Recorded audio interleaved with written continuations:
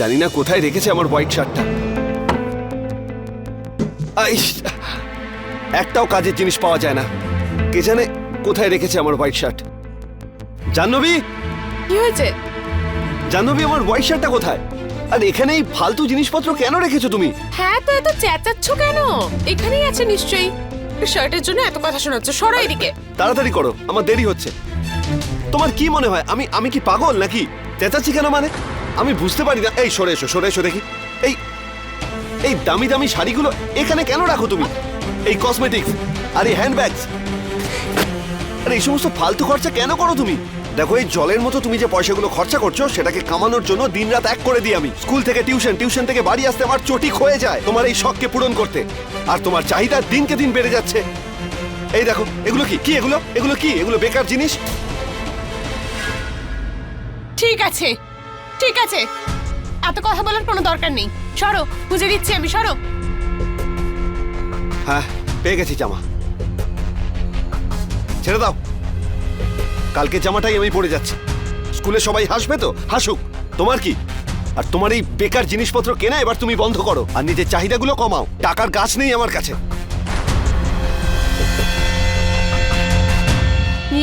Control করো। অদ্ভুত লোক একটা।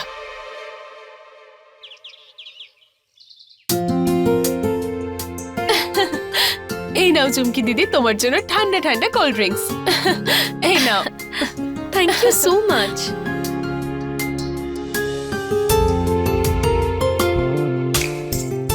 ওয়াও চুমকি দিদি, কি সুন্দর গো এই শাড়িটা। একদম নতুন ডিজাইন। কোথা থেকে নিয়েছো? কি রে, তুই তো জানিস যে আমার এরকম এক্সপেন্সিভ আর ডিজাইনার শাড়ি কি পছন্দ। জানিস, এই শাড়িটা না আমি 2 দিন আগে দিল্লির একটা ডিজাইনার শোরুম থেকে কিনেছি। শাড়িটা 15,000 টাকা দাম। 15,000? আমাদের শহরে এই ধরনের শাড়ি তো কোথাও পাওয়াই যায় না।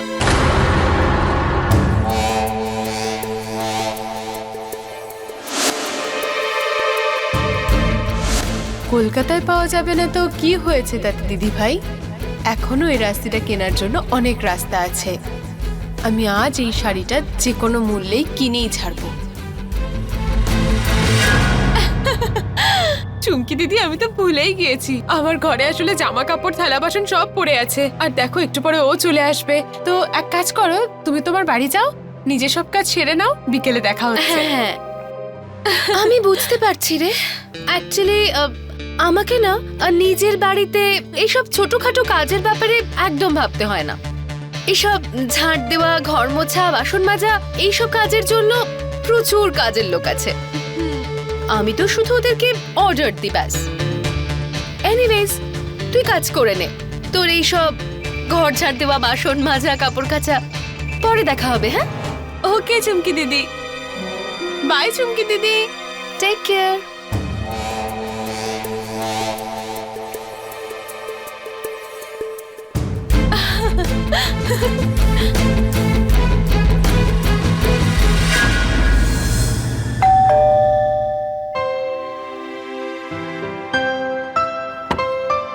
জাহ্নবী, তাড়াতাড়ি খেতে দাও, আমাকে টিচার্স মিটিং আছে, বেরোতে হবে। খাবার? হ্যাঁ। খাবার তো আমি কিছু রান্না করিনি আজকে। কেন? মোহন, তুমি এসব কি কথা বলো বলো তো? ঘরের সব কাজ আমার একার হাতে সারতে হয়, সেটা তুমি জানো? এই ঘর ঝাড়, মোছ, বাসন মাজা সব আমাকে একা হাতে করতে হয়। এই দেখো, কোমর আমার বেঁকে গেছে, হাত পায়ে আমার ব্যথা হয়। ভাবলাম একটুখানি রেস্ট নিয়ে নি, তারপরে না হয় রান্না করতে যাব। তখনই দেখলাম তুমি চলে এলে। আর আমাকে দেখো, কত কষ্ট হচ্ছে তোমার জন্য রান্নাই করতে পারলাম না বলে। ঠিক আছে, কোনো ব্যাপার নয়, আমি ক্যান্টিনে কিছু খেয়ে নেবো, তুমি আরাম করো, ঠিক আছে? যাও। আচ্ছা, মা কোথায়? ওই তো গুপ্তদের বাড়ি আছে না, ওখানে সত্যনারায়ণের পুজোতে গেছে। ও, আমি বেরোচ্ছি তাহলে, ক্যান্টিনে খেয়ে নেবো। মোহন মোহন মোহন, আমাকে না বাড়ির কিছু জিনিস লাগবে, তো টাকা লাগবে 15,000 টাকা। 15,000 টাকা? হ্যাঁ।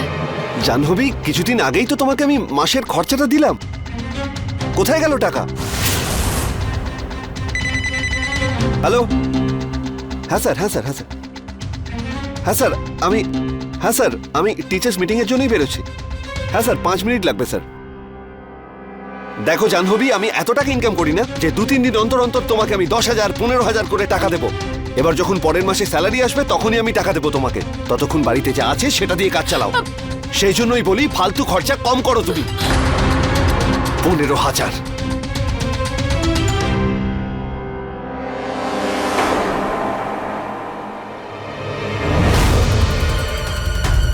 যখনই দেখবো তখনই আমাকে এরকম কথা শোনাতে থাকবে।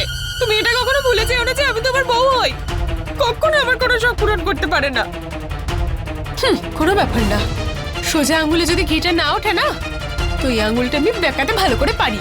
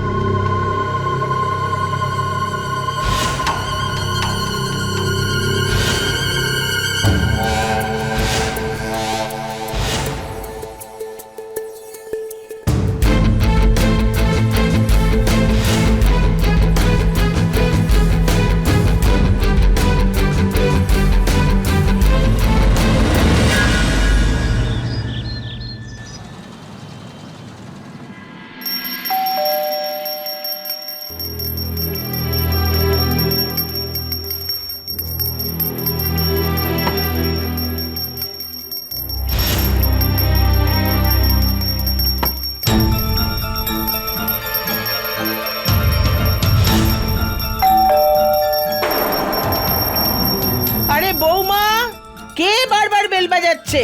গিয়ে দেখো না, আমি ঠিক করে পুজোও করতে পারছি না। আরে একটা পার্সেল এসেছে মা।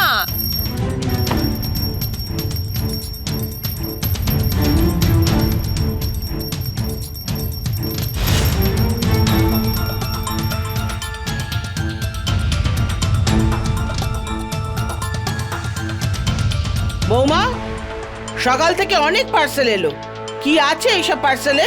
আসলে মা আমি ঘরের জন্য রেশনের জিনিসপত্র অর্ডার করেছিলাম। কি? আরে গত সপ্তাহে পুরো বাজার করে নেওয়া হলো না আমাদের, আজকে আবার? দেখো বৌমা, মেয়েরা না বাড়ির লক্ষ্মী হয়, কম খরচে তোমাকে সংসার চালানো জানতে হবে। আরে আমিও তো এই বাড়িতে বউ হয়েই এসছিলাম না, কিন্তু মোহনের বাবার কাছে আমি কোনোদিন অকারণে টাকা চাইনি।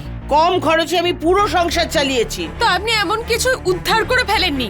কম খরচায় ঘর চালানো এমন কিছু কাজ নয়। হ্যাঁ, আমার কথা তো তোমার মাথায় কোনোদিনই ঢুকবে না, কিন্তু একটা কথা শুনে রাখো, যদি এইভাবেই তুমি চলতে থাকো না, তাহলে একদিন আমার ছেলেকে তুমি রাস্তায় দাঁড় করাবে, ভিখারি করে ছাড়বে ওকে।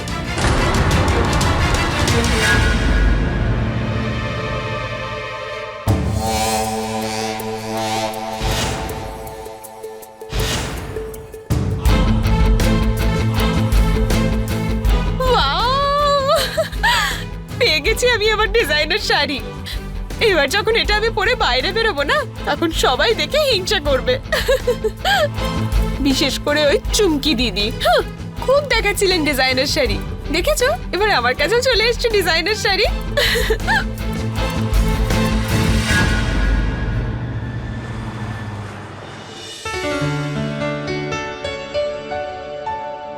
জাহ্নবী, তুমি সাহস কি করে পেলে আমাকে না জিজ্ঞেস করে আমার ক্রেডিট কার্ড ইউজ করার? আমি পাগল হয়ে গেছি তোমার এই শপিং এর জন্য। একই দিনে তুমি ক্রেডিট কার্ডের লিমিট শেষ করলে। জাহ্নবী, তুমি বুঝতে পারছো না কেন? আমি ভীষণ সাধারণ একজন মানুষ, খুব সাধারণ স্যালারি আমার। এত ক্রেডিট কার্ডের বিল আমি কোত্থেকে ভরবো? তুমি তো এমন করে বলছো জানো আমি তোমার কোনো খেয়ালই রাখি না।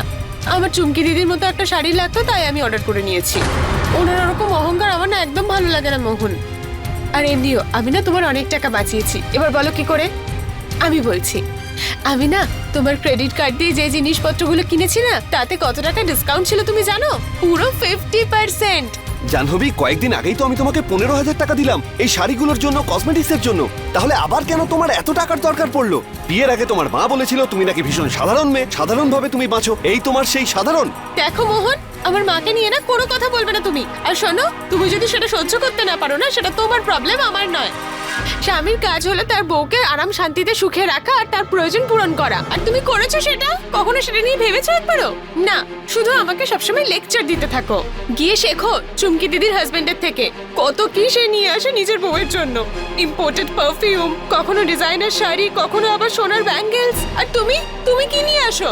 তুমি তো কিচ্ছু নিয়ে আসো না। তুমি শুধু এসে আমাকে লেকচার দিতে থাকো। দেখো জাহ্নবী, অনেক হয়েছে। এবার আমি তোমাকে আর একটা টাকাও আমি দেবো না, দেখে নিও। ঠিক আছে, দিও না, আমি নিজেই নিয়ে নেব।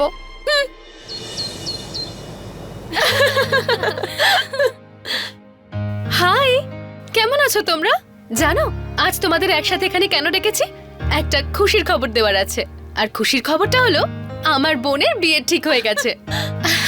আর সেটাও দিল্লির খুবই জনপ্রিয় একজন বিজনেসম্যানের সাথে। আর তোমরা জানো বিয়ে কিন্তু পরের মাসেই।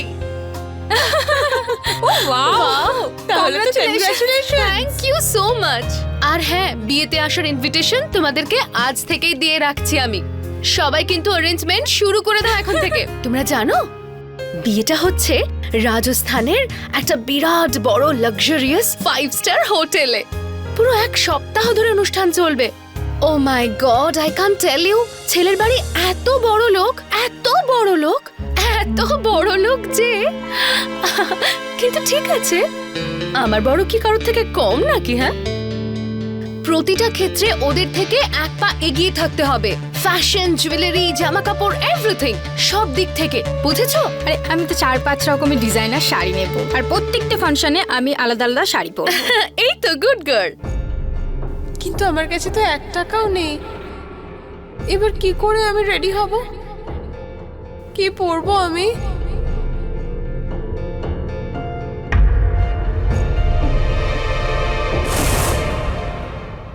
আরে চুমকি দিদি, তোমার চুড়িগুলো কি সুন্দর! কোথা থেকে নিয়েছো?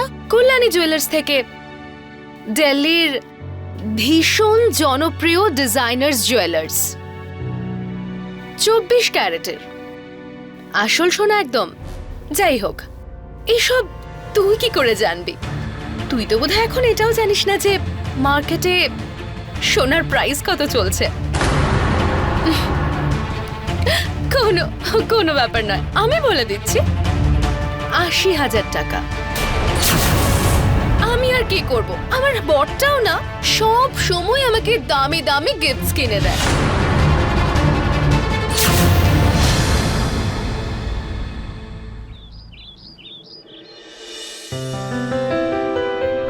এই নাও চা। জাহ্নবী, আজ কিন্তু তোমার মাকে নিয়ে ফিজিওথেরাপিস্টের কাছে যাওয়ার কথা। মনে রেখো। আমি না আমার দায়িত্ব সম্পর্কে যথেষ্ট জানি, তোমার আর বলার দরকার নেই। কাল সন্ধ্যাবেলায় আমি ডক্টরের কাছে অ্যাপয়েন্টমেন্ট নিয়ে নিয়েছিলাম। আরে বাহ,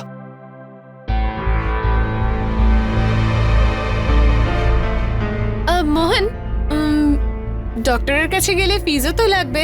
তো তুমি এক কাজ করো, তুমি তোমার ডেবিট কার্ডটা আমায় দিয়ে যেও, ঠিক আছে? জাহ্নবী, ফিজের ব্যাপারটা তুমি চিন্তা করো না, আমি সামলে নেব। তুমি শুধু মাকে সময় মতো ফিজিওথেরাপিস্টের কাছে নিয়ে যাও, এটাই অনেক। ঠিক আছে?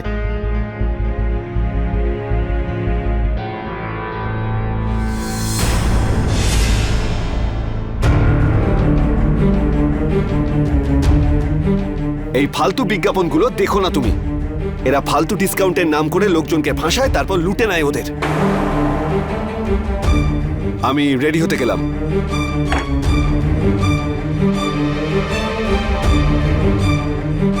$35% অফ, তাও আবার 80,000 টাকায়।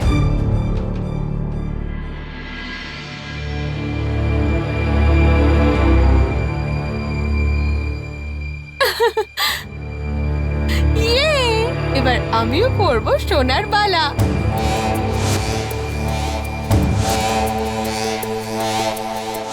চুমকি দিদি খুব বলছিল না লেটেস্ট ডিজাইনের সোনার চুড়ি।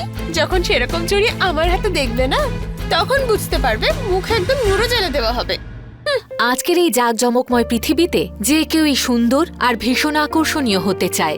ই কমার্স বা অনলাইনে অর্ডার দেওয়ার সুবিধার্থে বাড়িতে বসেই আমরা ফ্যাশনেবল জামা কাপড় আর নানা রকমের জুয়েলারি অর্ডার করতে পারি, বিশেষ করে মহিলারা যারা প্রচুর জামা কাপড় কিনতে চান।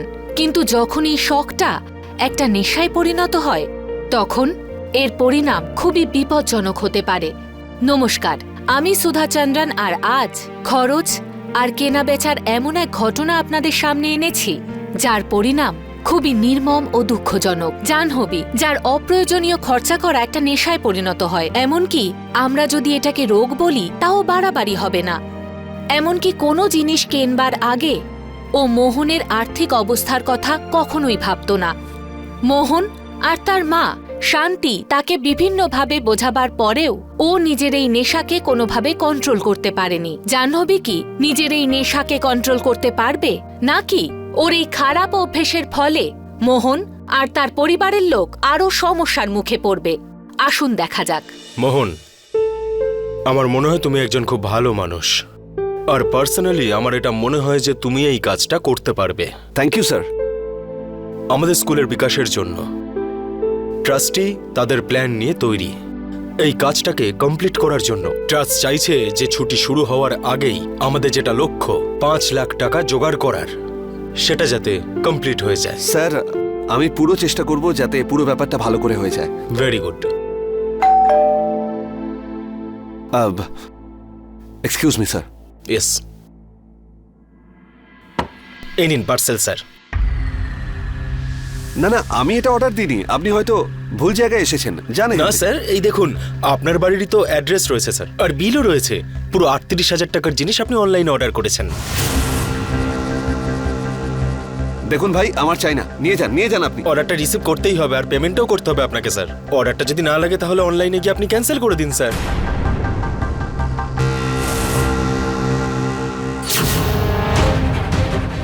জাহ্নবী, জাহ্নবী, হ্যাঁ, এটা কি কি হচ্ছে কি এসব? হ্যাঁ, তুমি কি করতাম? আমি কি করতাম? আর হ্যাঁ, তুমি তো আমাকে টাকাই দাও না। আমাকে সব পূরণ করার জন্য কিছু না কিছু তো করতেই হবে, বুঝেছো? এইভাবে কি দেখছো? করে দাও না পেমেন্ট, বাবু, করে দাও না পেমেন্ট। তারপর মাকে নিয়ে ডক্টরের কাছে যেতে হবে না? তারপর ওনার ওষুধ কেনা, যাওয়া আসা, বাড়ির কাজ সব তো আমাকেই করতে হবে। তুমি তো জানো কত খেয়াল রাখি আমি তোমার, আর তুমি আমার জন্য এটুকু পেমেন্টও করতে পারছো না। করে দাও। প্রিন্সিপাল স্যারও তো বসে আছে না, উনি কি ভাববেন? আপনিও বলে দিন আরে কি পেমেন্ট। হচ্ছে? আমি দিচ্ছি। এই এই নিন। Pin sir. বাবু, পিনটা দাও, দাও না। হ্যাঁ,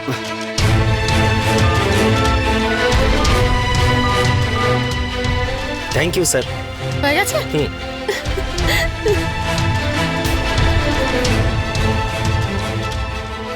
এরকম মুখ করে আছো কেন? হ্যাঁ, চুমকি দিদির বোনের বিয়ে তো, সেজন্য কিছু শাড়ি আর মেকআপের জিনিস অর্ডার করেছিলাম। তুমি কি চাও আমি সেই পুরোনো একই শাড়ি পরে যাই? হ্যাঁ, তুমি চাও না আমাকে বিয়ে বাড়িতে সব থেকে সুন্দর লাগো? ঠিক করেছি না আমি, বলো? আমি গিয়ে মাকে দেখছি রেডি হয়েছেন কিনা।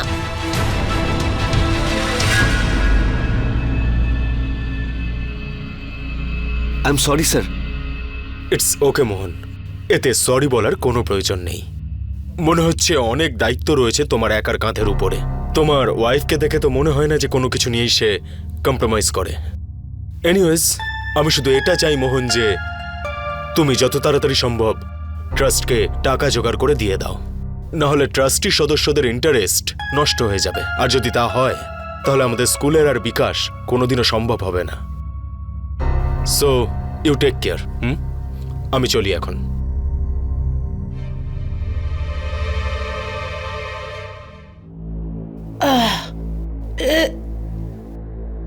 আরে বৌমা, কি করছো? এসো না। হ্যাঁ হ্যাঁ মা, আসছি। এই দেখো, আরে এটা বন্ধ করো না। তুমি তো জানো আমার সিঁড়ি ভাঙতে কত কষ্ট হয়। হ্যাঁ হ্যাঁ মা, এই তো আরে হয়ে গেছে। হাতটা দাও না। অদ্ভুত কাজ সব। সাবধানে। এখানে নিয়ে এসছো যখন, ডাক্তার তো দেখাবেন নাকি? এই তো মা, একটা মেসেজ হ্যাঁ, এসেছিল, চলো, শুধু সেটাই চলো, দেখছিলাম। চলো।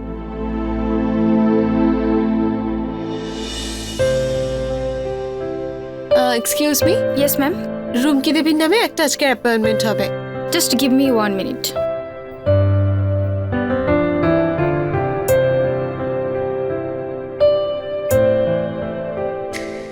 ম্যাম আপনি এই ফর্মটা ফিল আপ করে দিন। মা আপনি গিয়ে ভেতরে বসুন, আমি ফর্ম ফিল আপ করে আসছি, ঠিক আছে? ঠিক আছে। Yes ma'am.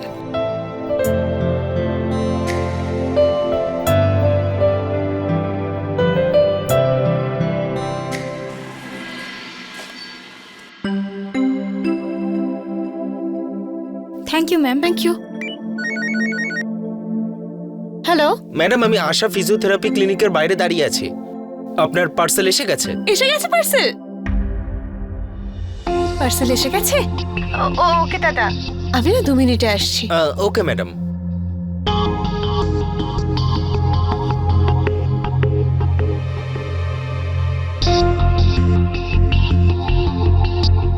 মা আমি একটু ওয়াশরুম থেকে আসছি, হ্যাঁ? ঠিক আছে।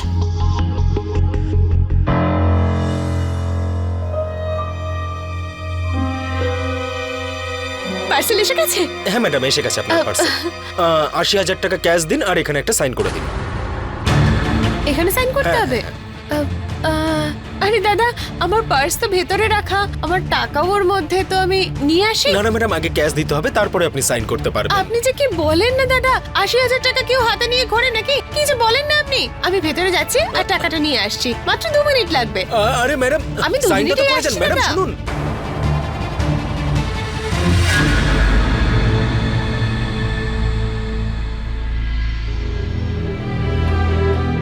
আরে গেল কোথায়? হ্যাঁ, আরে ওয়াশরুমে কেউ এতক্ষণ থাকে নাকি? একে তো তাড়াহুড়োয় আমি আমার ফোনটা আনতে ভুলে গেছি।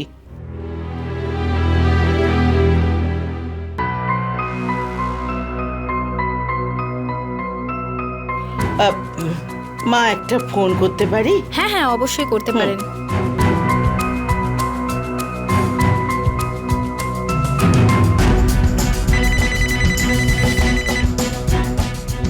বাবা আমি এখানে ডাক্তারের কাছে এসেছি বৌমার সঙ্গে। জানি না আমাকে এখানে বসিয়ে রেখে কোথায় চলে গেল।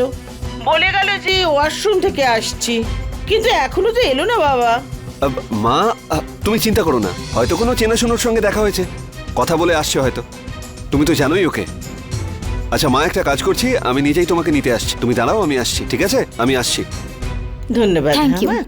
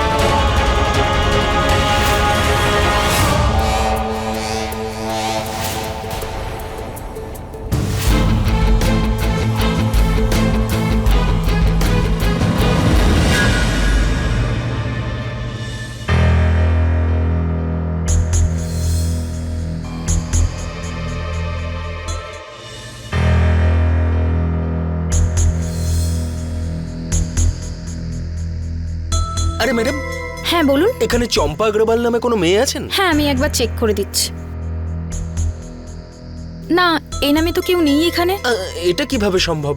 এই অ্যাড্রেসেই তো উনি পার্সেলটা চেয়েছিলেন, আর একটু আগেই তো ওনার হাতে পার্সেলটা দিলাম, উনি ওটা নিয়ে এখানে চলে এলেন। কিন্তু এখানে তো এই নামের কেউ নেই। কেউ নেই এই নামে? তার মানে ওই মহিলাটা আমার সাথে ফ্রড করলো। যদিও পার্সেল নিয়ে চলে যায় তাহলে আমার চাকরি চলে যাবে। কোথা থেকে দেবো আমি এতগুলো টাকা? আরে দাদা, আমার কাছ থেকে পার্সেল নিয়ে যিনি ভেতরে গেলেন ওনাকে বাইরে বেরোতে দেখেছো? দেখিনি আমি।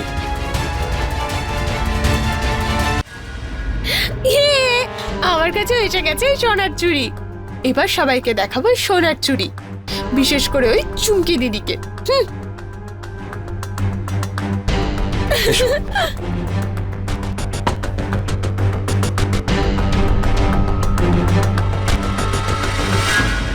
এই দেখো এই দেখো মহারানী এখানে এসে বসে আছেন।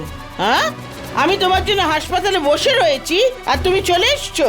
আমাকে নিয়ে এলে না কেন হাসপাতাল থেকে? আসলে মা, জাহ্নবী, তোমার সাহস কি করে হয় মাকে হসপিটালে একা ফেলে আসার?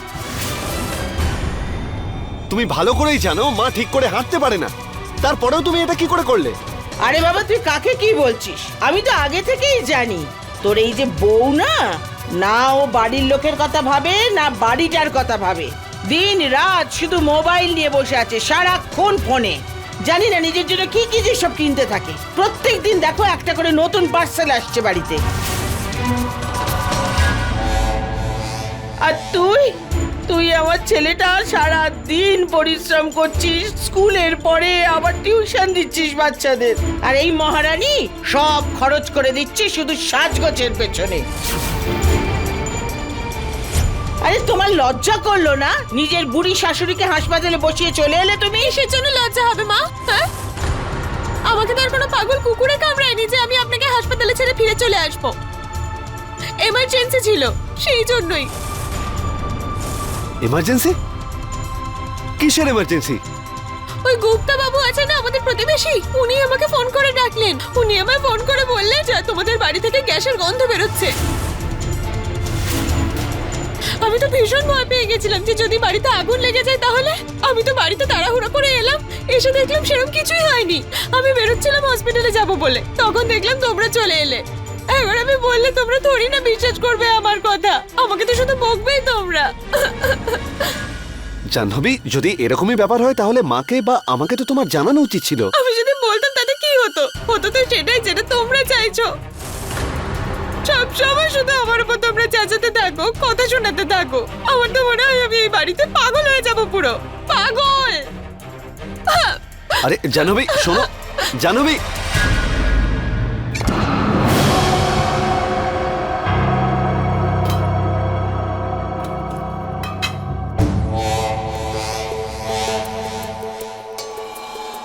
যবে থেকে এই বাড়িতে এসেছি না, তখন থেকে এটাই শুনছি, এটা কিনো না, ওটা কিনো না, এটা খুব দামি, ওটা খুব দামি। যেন আমার ইচ্ছের কোনো দামই নেই এদের কাছে। নিজেরা যেমন ভিখারির মতো বসে থাকে, তেমনই চায় আমি ওদের মতো ভিখারি হয়ে বসে থাকি। যেমন ছোট লোক তেমন ছোট ভাবনা।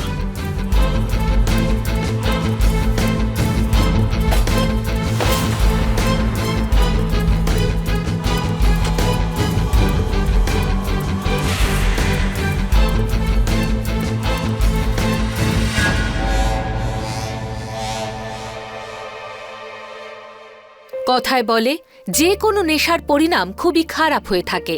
ঠিক সেরকমই প্রয়োজনের থেকে বেশি কেনাকাটা করা আপনার জন্য বিপজ্জনক হতে পারে, আর সেটাও তখন যখন আপনার আর্থিক অবস্থা ভালো থাকবে না। নিজের খরচের নেশাকে সম্পূর্ণ করতে জাহ্নবী ঠকানোর উপায়কে বেছে নিল, আর এই সব কিছু করতে ও বেশ আনন্দও পাচ্ছিল। কিন্তু ও তখনও এটা বুঝতে পারেনি ওর এই বদ অভ্যেস ওকে ভুল রাস্তায় পরিচালিত করছিল, যার পরিণাম অত্যন্ত ভয়ানক হতে চলেছে। স্যার, পুলিশ স্টেশনে যাচ্ছি আমি। কেন? চম্পা আগরওয়ালের নামে আমি একটা কমপ্লেন করতে চাই। কি হয়েছে? স্যার, ৮০,০০০ টাকা পার্সেল নিয়ে চলে গেছে টাকা না দিয়ে। তুমি টাকা না নিয়ে পার্সেলটা দিয়েছো কেন? স্যার, আমি ওই মেয়েটাকে ছাড়বো না স্যার।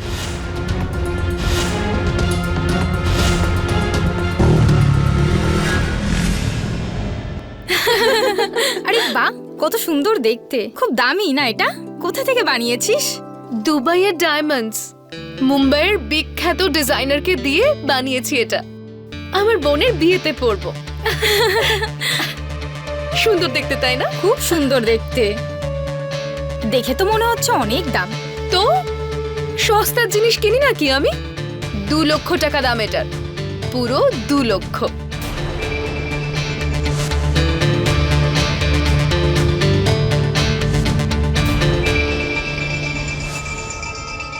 লাখ টাকা ডায়মন্ড সেট? কোনো ব্যাপার না চুমকি দিদি। সস্তা জিনিসের শখ আমারও নেই। এবার আমিও বিয়ে বাড়ির জন্য এরকমই ডায়মন্ড সেট নেব, তাতে যাই হয়ে যাক না কেন। কিন্তু আমার কাছে তো টাকাই নেই। হে ভগবান, তাড়াতাড়ি একটা কোনো ব্যবস্থা করে দাও না, যাতে চুমকি দিদির মতো এরকম সেট আমিও নিতে পারি।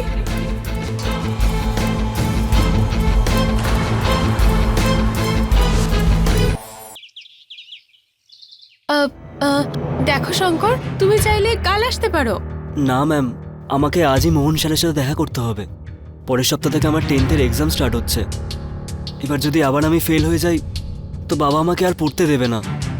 তারপর আবার আমাকে ওই বাবার ফালতু বিজনেস সামলাতে হবে। এটা আমি একদম করতে চাই না। যদি মোহন স্যার আমাকে পড়ান না, তাহলে আমি একদম পাশ করে যাব। 2 লক্ষ টাকা দাম এটার, পুরো 2 লক্ষ। হ্যাঁ, দেখো, টিউশনে এটা কি গ্যারান্টি যে তুমি পাশ করতে পারবে? কি গ্যারান্টি আছে? তুমি চাইলে আমি তোমাকে সাহায্য করতেই পারি। কি সাহায্য ম্যাডাম, বলুন না। শঙ্কর, দেখো, এক্সামের আগে না আমি তোমায় কোয়েশ্চেন পেপার এনে দিতে পারি। পাশ করতে চাও তো? তো আমি না তোমাকে পেপার এনে দিতে পারি। তার জন্য তোমায় আমাকে না 2 লাখ টাকা দিতে হবে। বলো, রাজি আছো? হ্যাঁ ম্যাডাম, কিন্তু আমার একটা ছোট্ট রিকোয়েস্ট আছে। কি বলো বলো। আমি আপনাকে শুধু 1 লাখ টাকাই দিতে পারি, তার বেশি দিতে পারবো না ম্যাডাম। 1 লাখ টাকা আমি মায়ের কাছ থেকে রাজি করিয়ে নেব, কিন্তু বাবা তো একদমই রাজি হবে না। Please madam. আচ্ছা, 1 লাখ টাকা কোনো ব্যাপার না। তুমি তো ছোট বাচ্চা। ঠিক আছে, তোমাকে আমি 1 লাখ টাকাতেই পেপার এনে দিয়ে দেবো। Thank you madam. 1 লাখ টাকা, ঠিক আছে, যাও যাও যাও যাও যাও। হ্যাঁ ম্যাডাম। যাও, তোমার কাজ হয়ে যাবে, যাও। Thank you. হে ভগবান, দারুণ কাজ করলে তুমি। 1 লাখ টাকার ব্যবস্থা হয়ে গেছে, আর 1 লাখ টাকা আমি খুব তাড়াতাড়ি ব্যবস্থা করে নেব।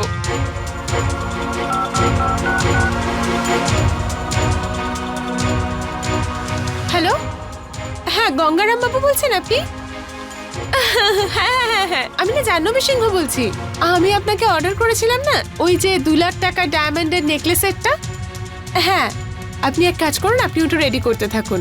আমি আজকে সন্ধ্যাবেলা ওটার অ্যাডভান্সও পাঠিয়ে দেব। হ্যাঁ হ্যাঁ, একদম। Thank you so much, thank you.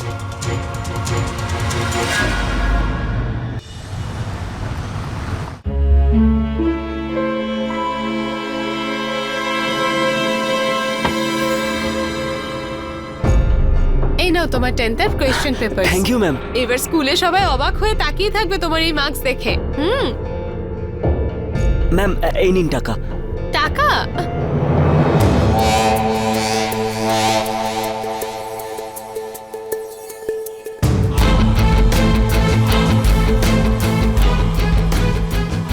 Ma'am আমি যাই। হ্যাঁ, যাও যাও যাও যাও যাও, লেট হয়ে যাবে তোমার। যাও। Thank you. না না দাদা, এমন কোনো ব্যাপারই নয়। আমি আসলে কাজে একটু ব্যস্ত হয়ে গেছিলাম, তাই ফোন করতে পারিনি আপনাকে। আর আজকে আমি গিয়ে আপনাকে বাকি টাকাও দিয়ে দেব। আপনার অ্যাডভান্স তো আমি আপনাকে দিয়ে দিয়েছি, তাই না? এটুকু ভরসা তো আপনি আমায় করতেই পারেন। বিষয়টা অ্যাডভান্স দেওয়ার ব্যাপার নয়। আপনার ডায়মন্ডের সেটটা তৈরি হয়ে গেছে। আপনি 1-2 দিনের মধ্যে এসে বাকি টাকাটা দিয়ে দিন, আর আপনার ডায়মন্ড সেটটা নিয়ে যান। হ্যাঁ হ্যাঁ, একদম নিশ্চয়ই। ঠিক আছে, থ্যাংক ইউ।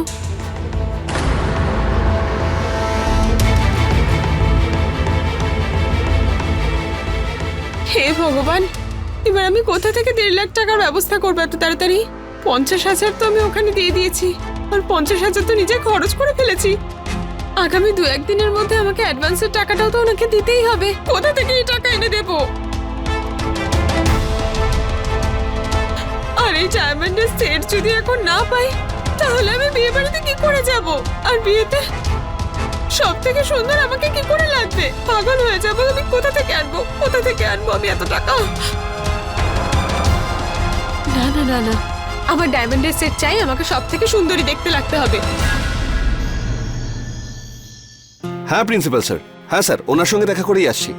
হ্যাঁ স্যার, সমস্ত স্পন্সরদের কাছ থেকে টাকা নিয়ে নিয়েছি স্যার। টোটাল 5 লাখ টাকা, 3 লাখ টাকার চেক আর 2 লাখ ক্যাশ। স্যার, আমি কাল সমস্ত টাকাটা স্কুলের অ্যাকাউন্টে দিয়ে দেবো। আর আমাদের স্কুলের উন্নতি অবশ্যই হবে। খুব ভালো মোহন, তোমার উপর গর্ব হচ্ছে আমার। এটাই আমি আশা করেছিলাম। ওকে, সি ইউ। হ্যাঁ স্যার, বাই স্যার।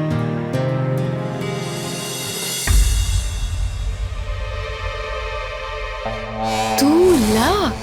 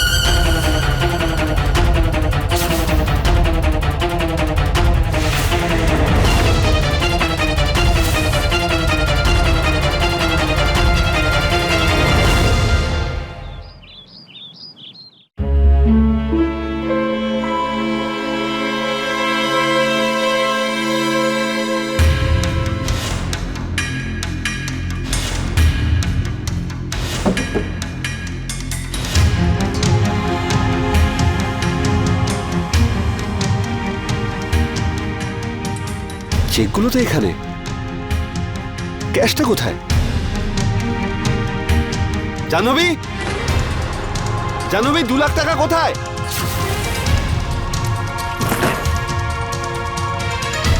জাহ্নবী,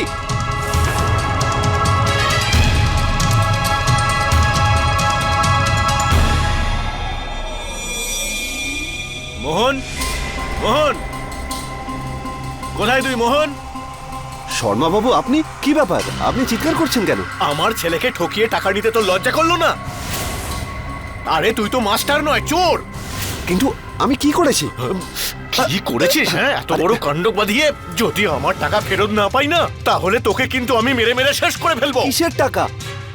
কোন টাকার কথা বলছেন? আমার ছেলে সব সত্যি কথা বলে দিয়েছে আমাকে।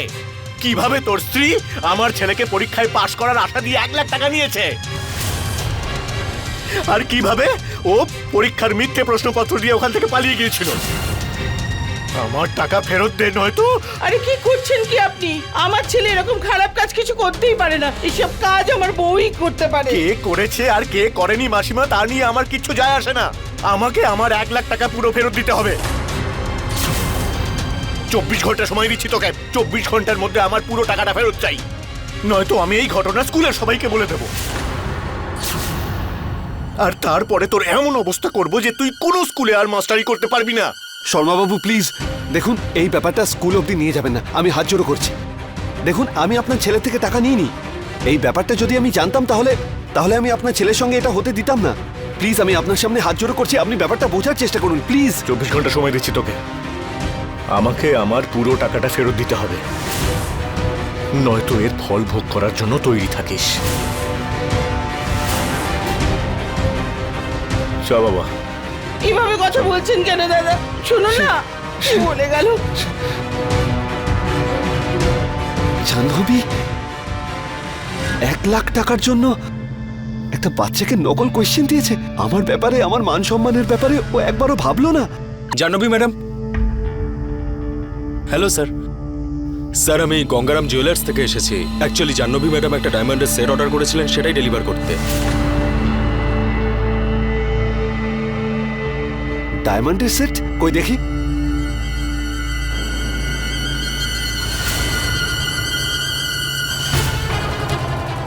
এটা তো ভীষণ দামি মনে হচ্ছে। দেখুন, আমাদের কাছে এটা কেনার জন্য টাকা নেই, আমরা অর্ডার করিনি। আপনি এটা নিয়ে যান প্লিজ, আরে নিয়ে না যান। না স্যার, জাহ্নবী ম্যাডাম তো এর টাকা আগেই দিয়ে দিয়েছেন। টাকা দিয়ে দিয়েছে? হ্যাঁ স্যার। কত টাকা দিয়েছে এটা? 2 লাখ টাকা উনি জমা করিয়েছিলেন, তাও ক্যাশে স্যার। প্রথমে 50,000 টাকা অ্যাডভান্স করেছিলেন, আর সকালে 1.5 লাখ টাকা। আমার স্কুলের ট্রাস্টের টাকা দিয়ে ও এটা কিনেছে? মা, আমার স্কুলের ট্রাস্টের টাকা। আপনি এটা নিয়ে যান প্লিজ। আসুন ইন্সপেক্টর, আসুন। এই হলো ওর স্বামী, আর এই হচ্ছে ওর শাশুড়ি। কোথায় গেল আপনার বৌমা? কোথায় সেই চোরটা? অনলাইন ফ্রড করেছে সে, তাও আবার আমার নাম ব্যবহার করে। ফ্রড করেছে? হ্যাঁ, 80,000 টাকার সোনার কঙ্কন আনিয়েছে, আর তারপর টাকা না দিয়ে পালিয়ে গেছে। আর তারপর আবার আমার নাম ব্যবহার করছে সব জায়গায়। উনি একেবারে সত্যি কথা বলছেন। আপনার স্ত্রীর বিরুদ্ধে এফআইআর করা হয়েছে, ডাকুন ওনাকে। এত কষ্ট করে আমি এই সমাজে আমার সম্মান তৈরি করেছি, জাহ্নবী সবকিছু মাটিতে মিশিয়ে দিল। চুরি, ফ্রড, পেপার বেচে। কেন কেন জাহ্নবী? আমি তো তোকে আগেই বলেছিলাম এই মেয়েটা একদিন সব শেষ করে দেবে, তাই করলো এই অপয়ামে। আরে ইন্সপেক্টর সাহেব, ও আমাদের বউ নয়, আমাদের জন্য এখন অভিশাপ। কিন্তু আপনার বৌমা কোথায়? ওনাকে আমাদের সঙ্গে থানায় যেতেই হবে। যান, ডাকুন ওনাকে। ওকে তো আমি ছাড়বো না। জাহ্নবী, জাহ্নবী, জাহ্নবী, জাহ্নবী, দেখো জাহ্নবী, আমি জানি তুমি এখানেই আছো। চুপচাপ বাইরে এসো, আমি তোমার সব কুকীর্তি জানতে পেরেছি। লুকিয়ে থেকে কোনো লাভ নেই, বাইরে এসো। জাহ্নবী,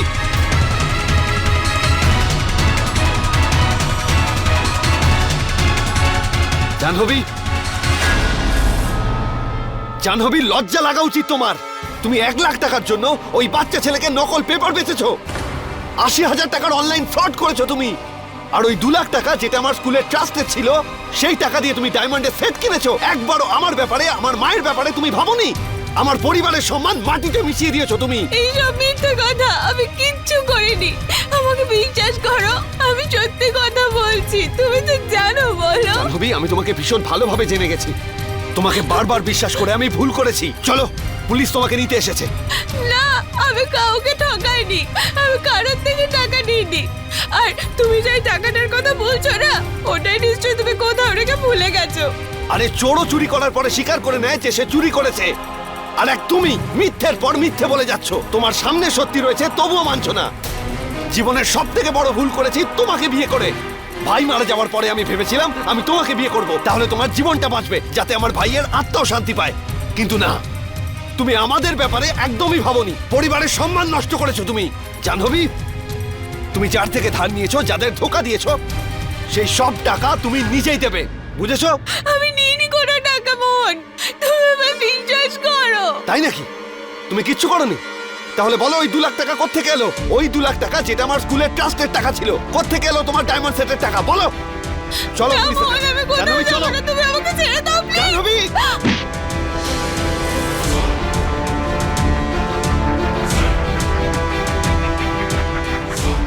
জাহ্নবী! জাহ্নবী!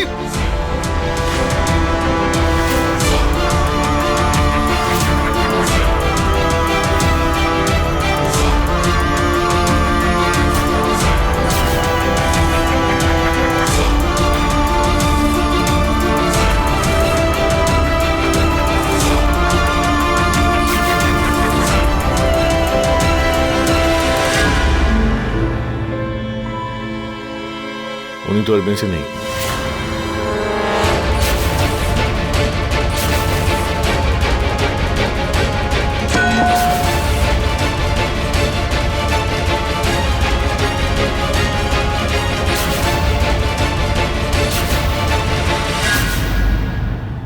জাহ্নবীর কেনাকাটার এই লালসা একটা পরিবারকে নষ্ট করে দিল, আর মোহনের মতো এক ভদ্র ছেলের হাতে একটা বড় অপরাধ হয়ে গেল। আমাদের গুরুজনেরা এই কথাটা সব সময় বলেন, তুমি ততটাই ব্যয় করো যতটা তোমার আয়। কিন্তু জাহ্নবী নিজের চাহিদাকে পূরণ করতে এমন এক নেশায় মেতে উঠল যা ওকে শেষ করে দিল। এমনকি ওর নিজের জীবনও হারাতে হলো। যদি সময় থাকতে ও নিজের অভ্যেসকে বদলাতে পারত, তাহলে ওর পরিবার এমন সমস্যায় পড়তো না। আর আজ জাহ্নবী নিজে বেঁচে থাকতো। নিজের আয়ের থেকে বেশি ব্যয় করা আপনার জীবনে সমস্যা নিয়ে আসতে পারে। এই জন্য আপনি নিজের জীবনকে যদি সঠিকভাবে পরিচালনা করতে চান, তাহলে এটা খুব দরকার আপনি নিজের উচ্চাকাঙ্ক্ষাকে কন্ট্রোল করতে পারেন আর নিজের পরিবারকে আনন্দে ভরিয়ে রাখতে পারেন। একটা সমীক্ষা অনুযায়ী অনলাইন শপিং করা একটা মানসিক রোগের পরিস্থিতি তৈরি করতে পারে। এই রোগে ভুক্তভোগী মহিলা বা পুরুষ যখন অনলাইন শপিং করে, তখন তার পরিবারে আর্থিক অবনতির সূত্রপাত ঘটে, আর তার সঙ্গে পরিবারের মধ্যে নানা অশান্তিও শুরু হয়ে যায়। এরই সাথে আমি সুধা চন্দ্রন আজ বিদায় নিচ্ছি। আবার দেখা হবে ক্রাইম অ্যালার্টের অন্য একটা এপিসোডে একটা নতুন ঘটনার সঙ্গে। ততক্ষণ আপনি সতর্ক থাকুন, সুরক্ষিত থাকুন, দেখতে থাকুন ক্রাইম অ্যালার্ট, অন্যায়ের বিরুদ্ধে সোচ্চার।